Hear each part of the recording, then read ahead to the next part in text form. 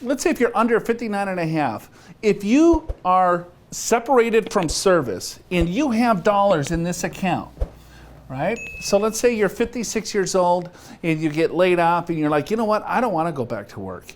You have access to those dollars, your 401k dollars, okay? Not IRA dollars, but 401k dollars before 59 and a half if you separate from service from that employer at 55 or older. So just know there could be access there.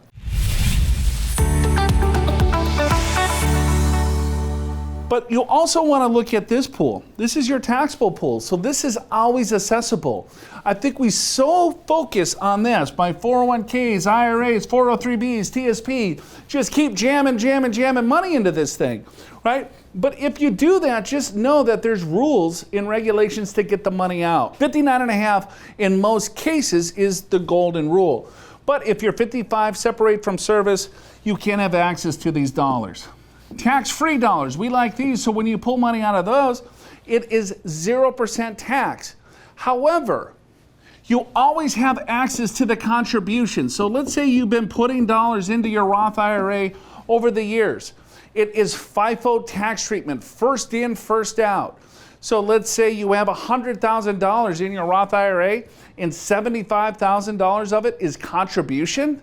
You have access to that $75,000 anytime. No taxes, no penalties whatsoever, okay?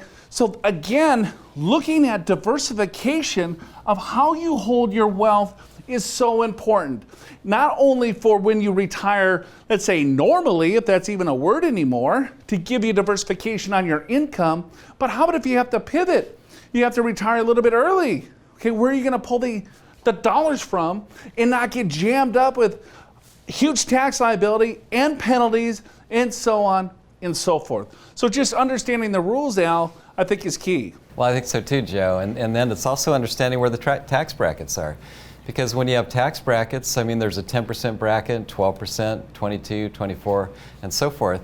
But if you can arrange your affairs to, let's just say, stay in the 12% bracket. So just a quick little example. Let's say you're single, right? And you can see the top of the 12% bracket is about $40,000. Okay, and there's a standard deduction of about $12,000 roughly. Okay, so that means you can probably pull out about $53,000 from your IRA or 401k and still stay in that lowest bracket. Well, if you need more than that, maybe the rest comes from your non-retirement accounts, your Roth accounts, but you want to think about where you're pulling that money out of to stay in lower brackets. For some of you, it's staying in the 22 or 24% bracket. Others, it may be higher. But if you think about that, you'll end up using a lot less dollars for tax, which will allow you to live a better life. Right, and if you look, right, we have a 10%, 12, 22, 24, 32, 35, and 37. So you need to really understand what tax bracket that you're in, and especially when you're in retirement. We always assume, I'll be in a lot lower tax bracket, and that might be the case. But how about a 0% tax bracket? Wouldn't that be cool, right? So if I'm understanding, or maybe the 10%, if I'm single, it's 10,000. If I'm single for the top of the 12, it's 40, or just double that, 20 and 80. So look at your tax return, right? And then look at these brackets and have a game plan of what assets are you gonna be pulling from? If I'm pulling from here, like Al said, it's not gonna cost me anything, it's tax-free. If it's taking from here, it's a capital gains. But if I'm in the 12% tax bracket, guess what? It's tax-free. Understanding distribution, taxes, the tax brackets is really key to have a really cohesive strategy. Go to yourmoneyyourwealth.com, click on our special offer. It's our retirement readiness guide. Are you ready for retirement? You'll find out. Are you prepared for retirement? Schedule a free financial assessment with an experienced financial professional right online at purefinancial.com.